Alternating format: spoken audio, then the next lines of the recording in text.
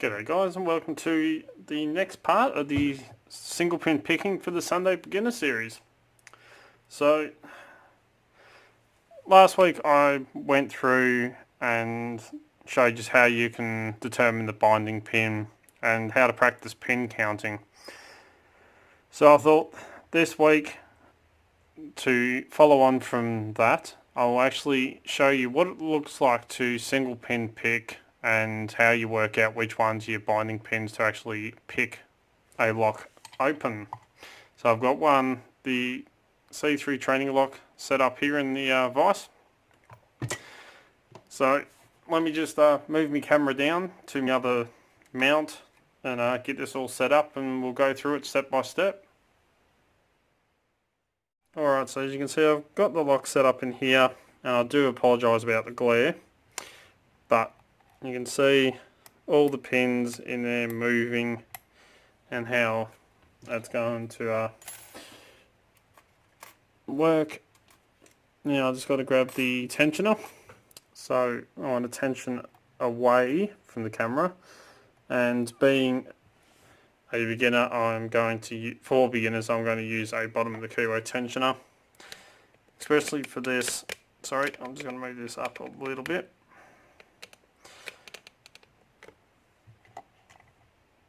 So I want to use bottom of the keyway, the same as what most beginners will start out with. So I'm going to put light tension on, and now we're going to work our way through and feel for a binder. So I'm going to start at the front. So 1 is springy, 2 is springy, 3 is springy, 4 is springy, 5, okay, I've just got to get under him. Now he's our binder because I'm pushing on him, and I can feel he's resisting. So I'm going to lift him up till we hear the click. Like that. Now that we've got him set, we're going to go through, feel for our binder, which feels like pin 1. Pin 1 feels like he's got some resistance to him. So let's lift pin 1.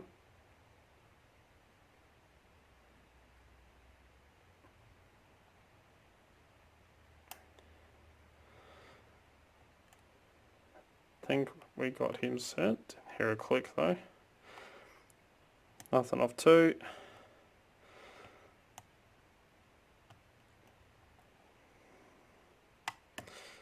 Yep, there we go.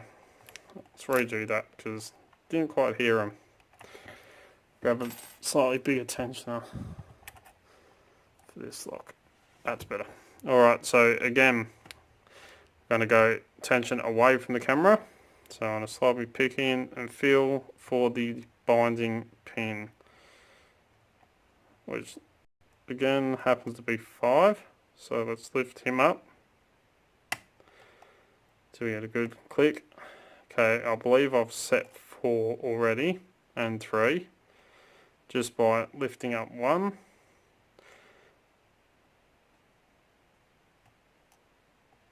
No, maybe not. Still springy. So we know it's 1, it's our binder. Lift him till we, whoop, I've overset 2. Let's reset. Because 2 is a very low cut. So that's 5 set. Let's go to pin 1. And we have an open because I've just clipped the other 2. But, you know, these training locks, they're good for training, but, you know, I go through and can set pins as I'm going to the last one. 4 or 5, 1, 3, you can see is set. So 4, we've got an open again. It is quite easy because I can actually see, and if I vary my tension slightly, I can actually cause some of the other pins to bind as well and set them on my way through. More so with these clear training locks because the tolerances aren't 100% as good as what a majority of your padlocks are. These are a little bit easier to pick than a padlock or a rim cylinder or an oval. But, you know, the trick comes down to moving on from a lock that you can see exactly what you're doing, and then transitioning on to a lock where you can't see. So I've got a rim cylinder here. It's set up with standard pins. So let's put him in the vise. So now we can't see what is going on. And I'm just going to move the camera down.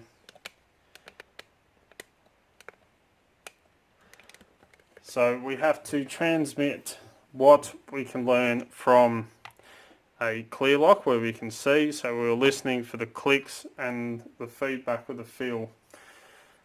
So we are going to do that with a lock where we can't see. So again, I'm going to use a short hook, and we'll start at the front. One is springy, 2 springy, 3 springy. So those 4, 5.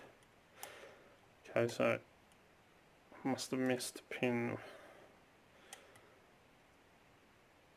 Alright, so one is our binder. Little click there.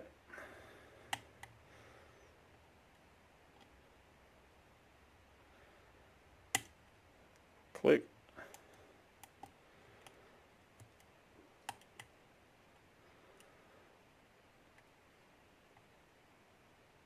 So I'm just working my way through and listening for those clicks. So you could hear there was 5 clicks, and then we got an open. So that is pretty much the basis of single pin picking a lock. You just got to work your way through and feel for the binding pin, and then listen for the feedback that you get, either the click sound of the pin setting. You also pick up a small amount of feedback through your tensioner when it comes to standard pins, and through your pick. So let me quickly go back up to the top mount, and we'll move on.